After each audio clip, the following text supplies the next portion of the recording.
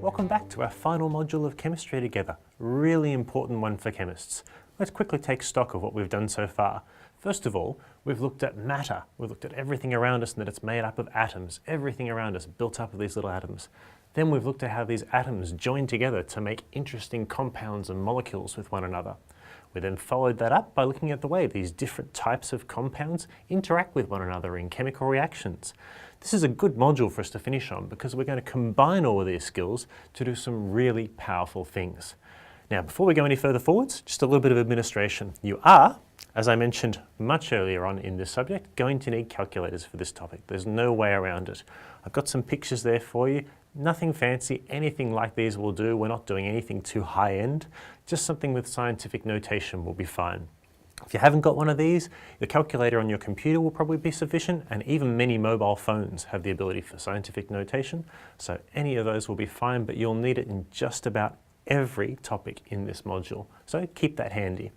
You're also going to need your good friend, the periodic table. Once again, I've popped one down in the additional resources, just in case you've lost your copy.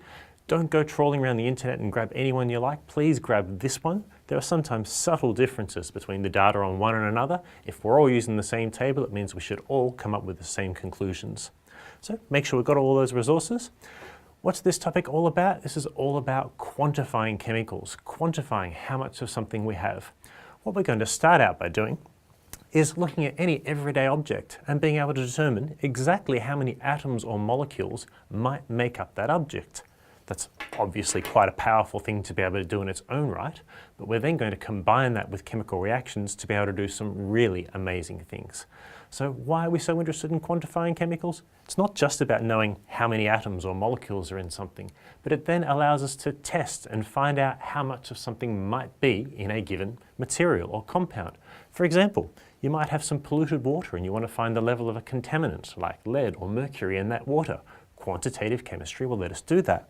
You might want to know how much vitamin C is in your oranges or your breakfast, whatever the case may be. Quantitative chemistry. You might want to determine the citric acid content in your lemon juice or your orange juice. Again, quantitative chemistry. Maybe the iron in your blood, all kinds of pathology is directly related to quantitative chemistry. I could go on and on listing all of the places we use this in our day-to-day lives, sometimes without even knowing. Really, really important for us to be able to do. So that's what this module is going to be all about. Now, let's start by talking about why our current methods of quantification aren't quite good enough for us. Why can't we just stick with mass and volume? Why do we need to do anything new at all anyway? To do that, we're going to discuss our good friend water. So I've got it there for you, water, H2O. What does that H2O mean? Does it mean 2 grams of hydrogen for every gram of oxygen? I think you and I have come far enough that we know the answer to that already. The answer to that question is most certainly no. It means that water is made by putting 2 hydrogen atoms together and joining them to 1 oxygen atom.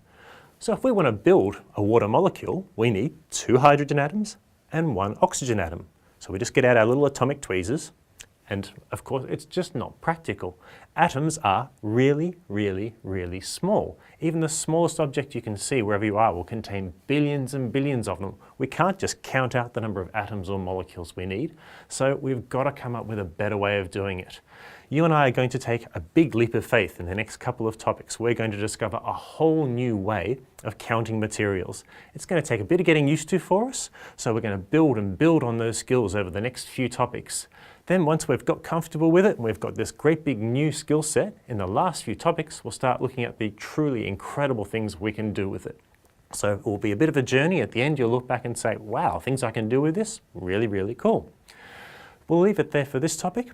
Remember that your discussion board is up and running. This is the first topic where we've really had much use of calculators and things on a routine basis. If you're having trouble driving your calculator, don't let that be the thing that's going to hold you back in this topic. Ask questions of people in the discussion forum. People will know why something may have gone slightly wrong. So get in touch, help one another, and of course don't forget about our quest. For example, a neutron goes into a bar, orders a drink, bartender passes it over and he says, "How much?"